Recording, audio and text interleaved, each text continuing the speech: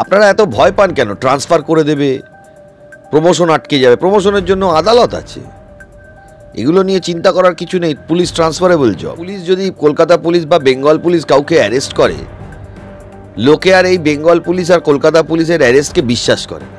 মুখ্যমন্ত্রীর কোন কথাটা সঠিক আপনি বলুন তো? উনি একবার বলেছিলেন MA, BA, LLB, MCom, BCom যত ডিগ্রি আছে তিনি একবারে একসাথে করেছিলেন। বাস্তবে সম্ভব এটা? তিনি সরস্বতীর মন্ত্র ভুল বলেন, তিনি চণ্ডীর মন্ত্র ভুল বলেন, তিনি জানেন কি জানেন না আমি জানি না, কিন্তু এটুকু বুঝি তিনি আপকামিং জেনারেশনকে ধ্বংস করার জন্য। মুখ্যমন্ত্রীর মুখোশটা খুলে যাবে বলে তিনি লাইভ স্ট্রিমিংটা করতে চাইছেন না। ভাইপোর মুখোশটা খুলে যাবে বলে তিনি লাইভ স্ট্রিমিংটা করতে চাইছেন।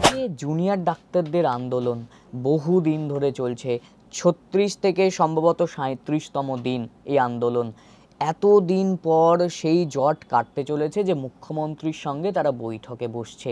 এটা কি কাঙ্ক্ষিত ছিল যে এতটা দিন সময় লাগবে শুধুমাত্র একটা বৈঠকে বসতে? দেখুন, আজকে জনরোষ মুখ্যমন্ত্রীর বিপক্ষে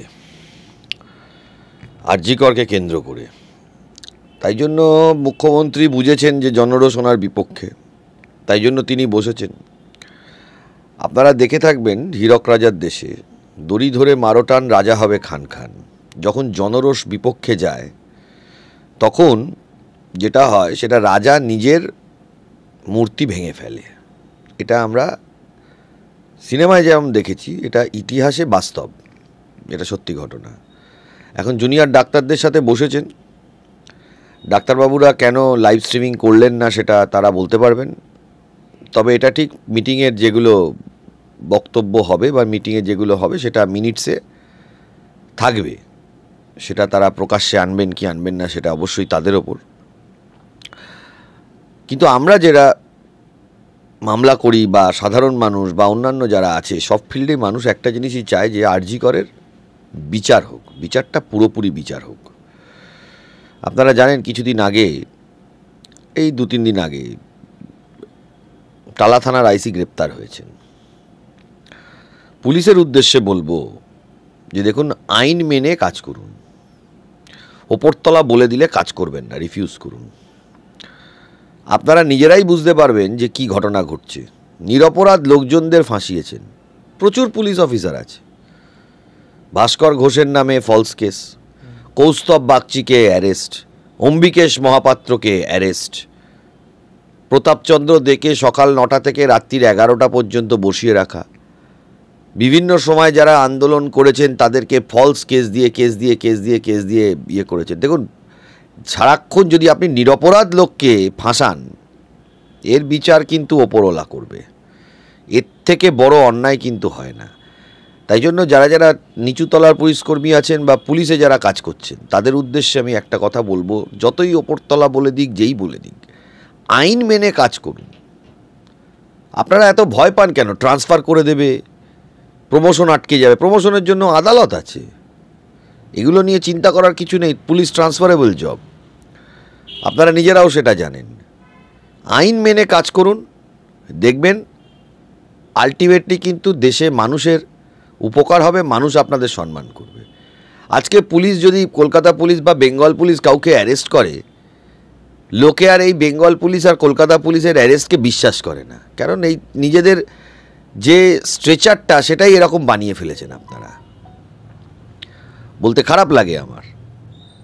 আগামী দিনে যাতে পশ্চিমবাংলাকে এগোনো যায় সে চিন্তাটা আমাদের সকলকে করতে হবে, এবং আমরা লড়াই করব যে এ রাজ্যের মুখ্যমন্ত্রীকে পশ্চিমবাংলা থেকে সরানোর জন্য। এই যে মুখ্যমন্ত্রীর বাসভবনে বৈঠক জুনিয়র ডাক্তারদের সঙ্গে, মানে রাজ্যের একটা সমস্যা নিয়ে বৈঠক হচ্ছে একটা প্রশাসনিক প্রধান তার বাসভবনে। সেই নিয়ে বিশিষ্ট শিক্ষাবিদ মিরাতুন নাহার বলছেন, এটা কি রাষ্ট্রীয় বিধিসম্মত যে রাজ্যের সমস্যা নিয়ে মুখ্যমন্ত্রীর বাড়িতে বৈঠক? মুখ্যমন্ত্রী এখন চাইছেন ইস্যুটাকে ধামাচাপা দিতে।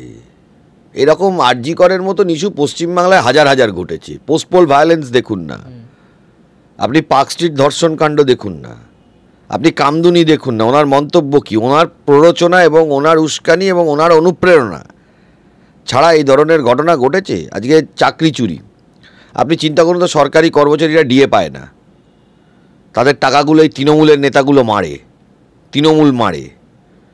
তো এই ঘটনা পশ্চিমবাংলায় উনি সব ইস্যুকে ধামাচাপা দিতে চান। এখন ডাক্তারবাবুরা গেছেন, তারা তাদের দাবি যদি আদায় করতে পারেন ভালো, আদায় করবেন। আমরা সবসময় ডাক্তারবাবুদের পাশে আছি, তারা আন্দোলন করেছেন, তারা আদায় করবেন, যেটা করার করবেন। তবে আমাদের দাবি দফা এক, দাবি এক, মমতার পদত্যাগ। কিন্তু মমতা বন্দ্যোপাধ্যায় বিধানসভায় দাঁড়িয়ে পরিসংখ্যান দিয়ে বলছেন যে অন্য রাজ্যের চেয়ে এ রাজ্যে ধর্ষণ, খুন ইত্যাদি কম, তাই তিনি পদত্যাগ করবেন না। আবার তারপরে কিছুদিন পর দেখা গেল তিনি বললেন জনগণের স্বার্থে পদত্যাগ করব, কিন্তু তাকে তো পদত্যাগ করতে দেখা গেল না। মুখ্যমন্ত্রীর কোন কথাটা সঠিক আপনি বলুন তো? উনি একবার বলেছিলেন MA, BA, LLB, MCom, BCom যত ডিগ্রি আছে তিনি একবারে একসাথে করেছিলেন। বাস্তবে সম্ভব এটা? এই ধরনের কথা যারা বলে তাদের কথার তো কোনো উত্তর বা তাদের কথা নিয়ে আলোচনাই করাটা উচিত না। তিনি সরস্বতীর মন্ত্র ভুল বলেন, তিনি চণ্ডীর মন্ত্র ভুল বলেন, তিনি জানেন কি জানেন না আমি জানি না, কিন্তু এটুকু বুঝি তিনি আপকামিং জেনারেশনকে ধ্বংস করার জন্য বলেন, বাংলার ভবিষ্যৎকে নষ্ট করার জন্য উনি এই ধরনের মন্তব্যগুলো করেন। এবং সেটা একবার নয়, বারংবার বিভিন্ন সময় বিভিন্ন জায়গায় তিনি এটা করে বেড়ান। তাই তিনি কি বলছেন, তিনি কি বলবেন না বলবেন সেটা তো আমাদের জানার দরকার নেই। আমরা আমাদের আন্দোলন করব, আমরা আমাদের লড়াইটা করব, মানুষকে সঙ্গে নিয়ে লড়াই করব। আজকে সারা পশ্চিমবাংলায় আপনি উত্তরবঙ্গ বলুন, শিলিগুড়ি বলুন, পুরুলিয়া বলুন, মেদিনীপুর বলুন, বর্ধমান বলুন, কলকাতা বলুন, হাওড়া বলুন, উত্তর চব্বিশ, সারা পশ্চিমবাংলার সমস্ত জায়গায় আজকে মানুষ প্রতিবাদে নেমেছে। এই মানুষকে নিয়েই আমরা আন্দোলনে যাব এবং প্রয়োজনে আমরা মুখ্যমন্ত্রীর আমরা পদত্যাগ দাবি করছি এবং মুখ্যমন্ত্রীকে পদত্যাগ করিয়ে ছাড়ব। লাইভ স্ট্রিমিং নিয়ে তিনি বারবার অজুহাত দিচ্ছেন আদালতের, কিন্তু বহু আইনজীবীরা বলছেন, সেদিক থেকে আপনিও একজন আইনজীবী, তো বহু আইনজীবীরা বলছেন যে লাইভ স্ট্রিমিং করার জন্য কোনো আদালতের প্রয়োজন নেই বা অনুমতির প্রয়োজন নেই। মুখ্যমন্ত্রীর মুখোশটা খুলে যাবে বলে তিনি লাইভ স্ট্রিমিংটা করতে চাইছেন না। ভাইপোর মুখোশটা খুলে যাবে বলে তিনি লাইভ স্ট্রিমিংটা করতে চাইছেন না। এই যে ডাক্তারদের তিনি আইন বোঝাতে যাচ্ছেন, যে ডাক্তাররা আমি জানি না কি বুঝেছেন, যে আদালতের অনুমতি নেই, এগুলো সব মিথ্যা কথাবার্তা। উনি জীবনে কোনো সত্যি কথা বলে মুখ্যমন্ত্রী হননি, আর মুখ্যমন্ত্রীর চেয়ারে বসেও কোনো সত্যি কথা তিনি আজ পর্যন্ত বলেননি, সবই মিথ্যে দিয়ে তিনি চালিয়েছেন। আদালতে লাইভ স্ট্রিমিং হচ্ছে, পার্লামেন্টে লাইভ স্ট্রিমিং হচ্ছে, শুধু মুখ্যমন্ত্রীর সাথে বৈঠকটা হবে গোপন। এটা কি ধরনের বৈঠক?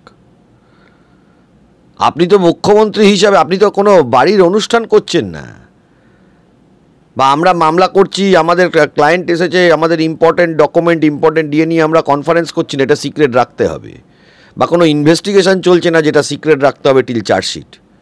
তিনি তার রাজ্য কিভাবে পরিচালনা হবে তার জন্য মানুষ যাবে তার সাথে কথা বলতে, সেটা দেশের মানুষ দেখতে পারবে না।